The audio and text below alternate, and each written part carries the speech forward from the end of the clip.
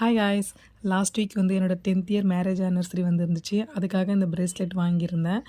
மே 12 வந்து என்னோடய marriage anniversary.